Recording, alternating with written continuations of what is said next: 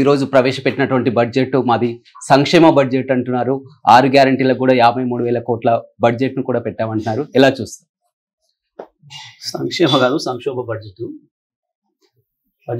తయారు చేయడం కూడా రాలేదు వాళ్ళకి. 6 గ్యారెంటీలు అటకెక్కించారు. దేనికి స్పష్టత లేదు. ప్రత్యేకించి రైతుల్ని మోసం చేశారు, రైతుల్ని దాగా చేశారు. 6 గ్యారెంటీలకు 53,000 గాలి వేయడం తప్ప డిపార్ట్మెంట్లలో వ్యవసాయ శాఖలో పెట్టాలి వస్తువులు కాలేదు.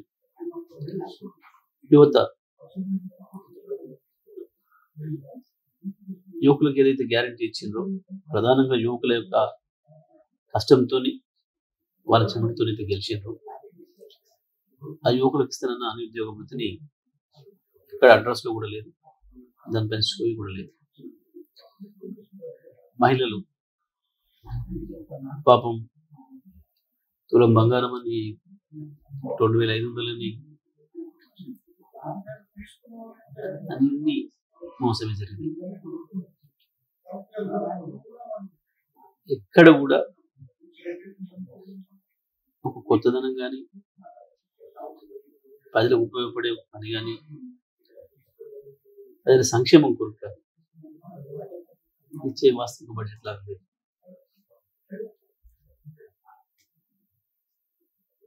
వాళ్ళ అనుభవ రాహిత్యం స్పష్టంగా కనబడుతుంది.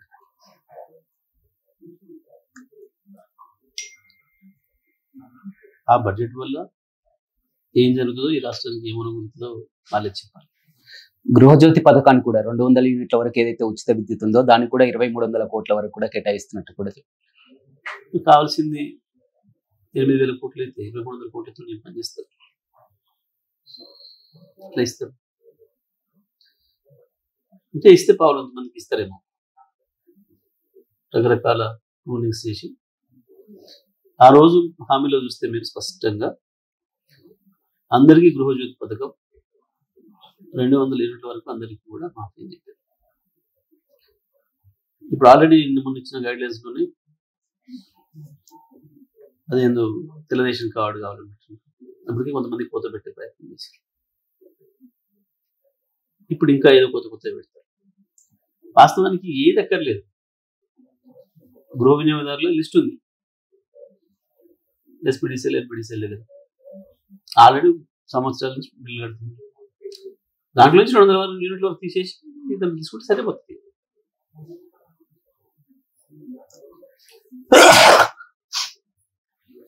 కానీ వాళ్ళకి ఇచ్చే ఉద్దేశం లేదు.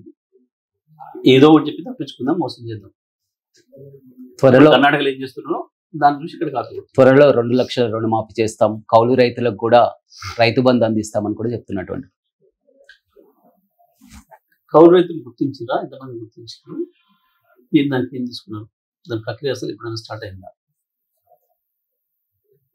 రైతు బంధు ఉన్న పాతదే చేయటానికి చేతగట్లేదు, మనసు వస్తలేదు. వాస్తవానికి ఆ రోజు డబ్బులు ఉండే మేము ఇస్తానన్న 3 రోజుల ముందు, ఎలక్షన్ 4 రోజుల ముందు వివేపై స్వయంగా ఆపినాం. 9 నాడు ఎట్టి బస్సు మీ అకౌంట్లో పడేస్తున్నాయని చెప్పినాం. పైగా సోనియమ్మని తీసుకొస్తున్నాం, సోనియమ్మ ఇస్తుంది మీకు అందరికీ అని చెప్పినాం. డేట్ నువ్వే పెట్టినావు. ఇలా 15 పోగా పాపం అసలు 10 కూడా దిక్కులేదు. ఇప్పుడు దీంట్లో కూడా దానికి సంబంధించిన ప్రస్తావన లేదు. వ్యవసాయ శాఖ పద్ధతిలో తెలియదు. రుణమాఫీ అర్జెంటుగా పోయి తెచ్చుకోపోండి. ఎవరైనా ఉంటే 1 లక్ష కాదు 2 లక్షలు తీసుకొని రండి.